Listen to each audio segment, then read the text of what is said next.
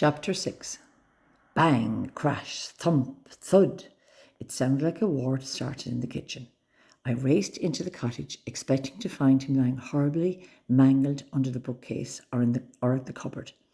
And there he was, standing on the table, clutching a large spellbook, muttering the magic words and making bottles of fizzy pop appear and splatter against the walls. I looked at the bookcase. My precious books were scattered all over the floor. "Little Prince, stop it at once," I said crossly. "Stop right now, this moment." "Oh, shut up, bird brain. Why should you have all the fun?" He pointed and mumbled, and a bottle of fizzy pop exploded right above my head. "Little Prince, if you don't stop, I'll—" "You'll what?" He laughed horribly, making a bowl of custard topple all over my head. "You don't know how to do anything without your books, and I won't let you get to them." So he said the magic words, and a tub of treacle emptied all over us. Now this is what I call fun, not your stupid garden and animals. I grabbed Tiddles and leapt back into the garden, pulling the door behind me, as bottles and bowls of everything crashed all over the walls. I know that this was another of those tantrums I'd been reading about, and he was only doing it because he was sad. But it was such a bad one that I couldn't just ignore it and let him destroy my cottage. I had to do something, but what? "Use your magic," I hear you say. "Use your magic on the little horror." But I couldn't, not without my books, and he wasn't going to let me get to them, was he? "What can I do? What can I do?" I moaned as I ran around the garden. "What can I do?" The sound of smashing and breaking seemed to go on all day, though it probably only lasted about 25 or 30 minutes really. Then it stopped. I started to crawl forward towards the cottage. Suddenly the window was thrown open and the Yuckee Prince glared across at me. He was holding another spellbook in his hand. "Hey, fish face, if you thought that was good, wait till you see what I can do with this one. See that flea-bitten cat of yours?" He pointed at Tiddles and muttered a few words.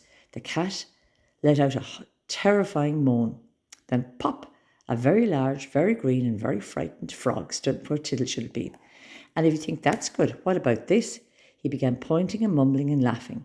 Suddenly the whole garden was alive with flying rabbits, six-legged snakes, barking doves, and pigs as big as elephants. "Stop it," I yelled. "Stop it at once. You're being naughty. Very, very naughty. Stop. I'm only just starting. Wait till you see what I've planned for you." He ducked back into the cottage. "Oh, what am I to do? What am I to do?" As the prince appeared back in the window, Tiddles hopped onto my broom and croaked loudly. "What are you trying to tell me?" I said frantically. "What are you?"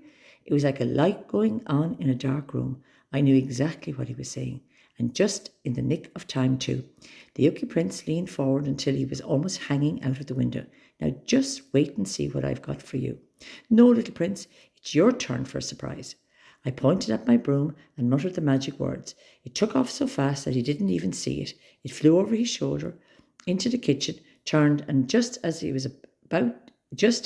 about to lift him by the collar and carry him out to me, he ducked. It flew over his head and came straight at me. I jumped back in fright, tripping over Tiddles, and landed flat on my back as the broom banged off the garden wall, bent into a boomerang shape, and went spinning off towards the woods.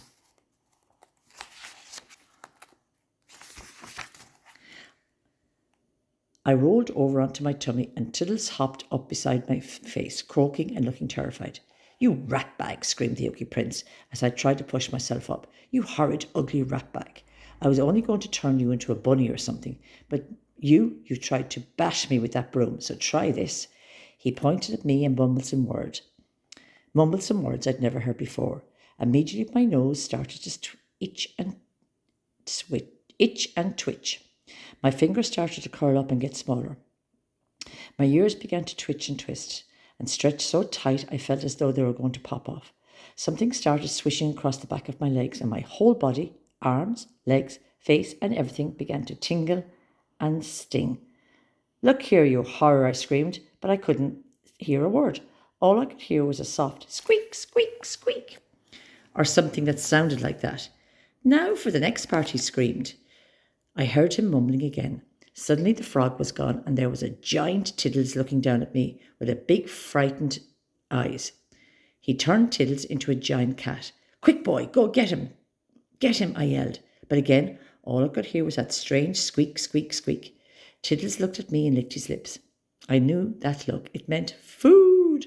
Oh no, Tiddles was going to eat me. "Run!" I screamed to myself. Get up and run. But I couldn't get up. My body wouldn't work the way it should. I looked at my hands and screamed, at least squeaked aloud. I didn't have any hands, just tiny furry feet and little claws. I didn't have real feet either, just the same tiny furry things with a tail swinging widely between them. Then my nose started twitching. Oh no, there were whiskers on my nose. "I'm a mouse," I squeaked in terror. "A mouse. He hasn't turned Tiddles into a giant. He's turned me into a tiny mouse."